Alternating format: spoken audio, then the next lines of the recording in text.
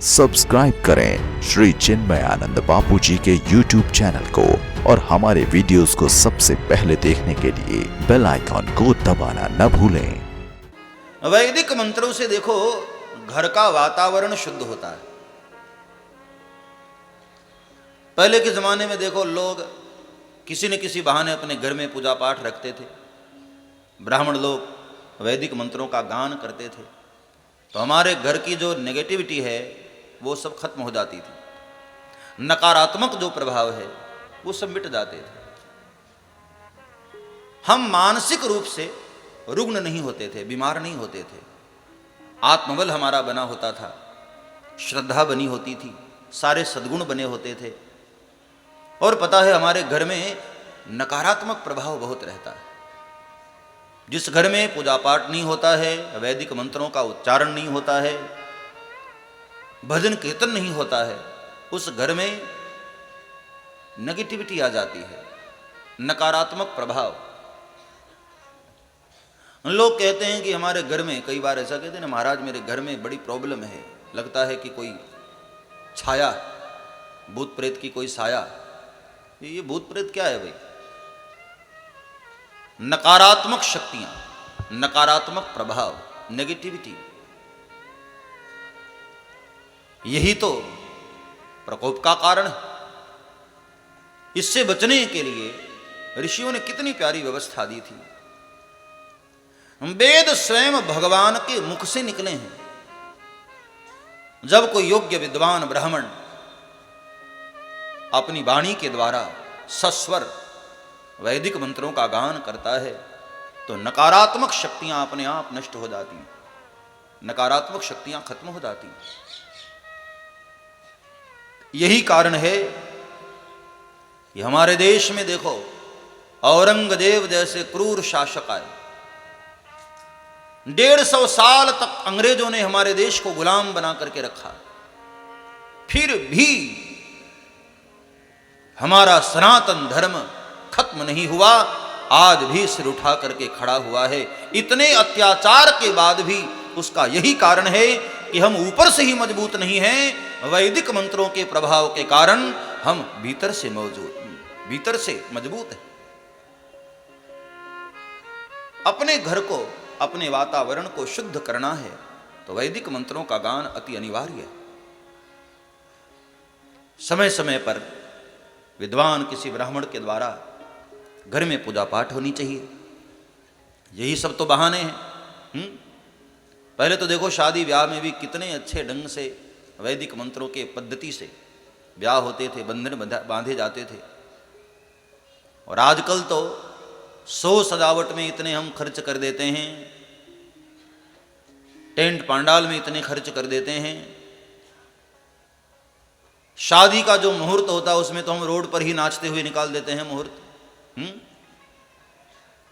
ऐसे डीजे धक धक धक धक चलते रहते हैं। और जब मंडप में जाते हैं तो पंडित के ऊपर फिर हम अत्याचार करते हैं, ब्राह्मण देव जल्दी करो जल्दी करो जल्दी करो।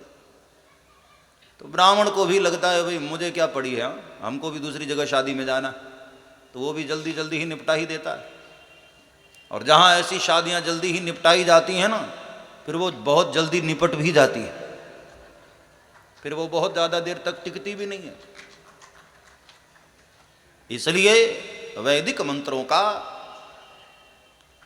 स्वीकार करना चाहिए, अस्वीकार नहीं करना चाहिए। हमारे ऋषियों ने जो नियम बनाए, जो पद्धतियां बनाई, वो कोई अफीम के नशे में नहीं बना दिया था। हमारे जीवन के साथ बहुत वैज्ञानिक उनका संबंध था। तो जहां वैदिक मंत्रों का गान होता है, वैदिक मंत्रों के द्वारा जो कार्य होता है वह पक्का होता है, मजबूत होता है। इसलिए कथा के माध्यम से मैं आपको प्रार्थना करूं मेरे भाई बहन कि बहुत ज़्यादा मॉडर्न होने की आवश्यकता नहीं है।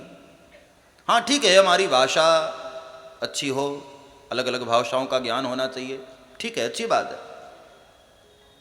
कपड़े जैसे भी पहनना है पहनो, लेकिन प्रार्थना करूं मैं, स्वरूप भले ही बदल जाए लेकिन तुम्हारा स्वभाव नहीं बदलना चाहिए, तुम्हारी विचारधारा नहीं बदलनी चाहिए। बाहर का वेश बदलना है तो बदल, लेकिन हमारे भीतर का स्वभाव नहीं बदलना चाहिए। हमारे भीतर की जो संस्कृति है वो बदलनी नहीं चाहिए। अपनी पुरानी पद्धतियों को जागरूक रखो, पुराने नियमों का पालन करो। रामायण में जनक महाराज ने भी तो जब विश्वामित्र जी को प्रणाम करके पूछा कि बाबा टूटत ही धनु भयो विवाहु, धनुष टूटा और विवाह तो हो गया ना। जनक जी ने कहा कि नहीं माना, विश्वामित्र जी ने कहा कि जनक जी माना कि धनुष टूटा और विवाह हो गया, क्योंकि रहा विवाह चाप आधीना, लेकिन फिर भी मैं कहूंगा तदपि जाहि तुम करहु अब जथा वंश व्यवहार। अब तुम वो करो जो तुम्हारे कुल की परंपरा है, कुल की रीति है, कुल की मर्यादा, कुल के नियम है। हमें भी मेरे भाई बहन कथा श्रवण के माध्यम से अपने जीवन में इन सूत्रों को उतारना चाहिए। अब जब नंद बाबा के यहां लाला भयो, तो नंद बाबा ने भी तो देखो पितरों की पूजा करवाई ना। आपको ऐसा लगता है कि नंद बाबा से आप ज्यादा विद्वान हैं? कोई बहुत मॉडर्न परिवार हो जो खुद से ही नामकरण कर लेते हैं बच्चों का। पहले के जमाने में देखो जब बच्चे होते थे तो 10वें दिन दशटोन होता था, पूजा होती थी, हवन होता था, और फिर कोई आचार्य, कोई हमारे कुल गुरु, वो बच्चों का नामकरण करते थे। और आजकल मूर्ख लोग खुद ही इंटरनेट पर अपने बच्चों का नामकरण कर लेते हैं, और ऐसे नाम जो हर उम्र में जमते ही नहीं, ऐसे उल्टे सीधे नाम हो जाते हैं। हरियाणा में कथा करने गया तो एक बच्चे का नाम था टुक टुक। मैंने कहा कमाल है। और पंजाबी में तो ऐसे ऐसे नाम भी होते हैं। एक भाई का नाम टल्ली। मैंने कहा कौन सी भाषा के तुम लोगों ने नाम रखे, कमाल है। अरे नाम ऐसे रखो कि हर उम्र में जमे। हाँ, अब किसी छोटी बच्ची का नाम इंग्लिश में रख दिया जाए ट्विंकल, तो कब तक अच्छा लगेगा? सोचो आप खुद ही। बालिका है, छोटी बच्ची है, तब तक तो चलो ट्विंकल अच्छा लगेगा, लेकिन बिल्कुल बूढ़ी हो जाए एक दिन, मुंह में दांत ही न बचे, हाँ, और बिल्कुल कमर झुक जाए और फिर वो कहीं से गुजरे और कोई उसको कहे ट्विंकल, कैसा लगेगा? आप खुद सोचो। हर उम्र में नाम जमे, ऐसे नाम रखना चाहिए। और विद्वान ब्राह्मण लोग जब नामकरण करते हैं तो राशि नक्षत्रों के अनुसार उस नाम का हमारे जीवन में बड़ा प्रभाव होता है। और यही सब तो मौके होते हैं जब हमारे घर के वातावरण को भी शुद्ध किया जाता है।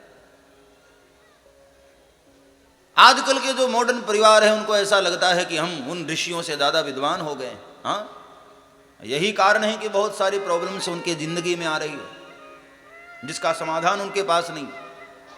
परेशान होते हैं और फिर आत्मबल होता नहीं तो घबराकर सुसाइड करने के लिए चले जाते हैं। इन सब समस्याओं से बचने के लिए वापस हमें मुड़ना पड़ेगा अपने संस्कृति की ओर। हमारा देश बहुत समृद्धशाली था प्यारे, दुनिया हमारे देश से सीखती थी, और आज हम मानसिक गुलामी की ओर आगे बढ़ते हुए दूसरों से सीख रहे हैं।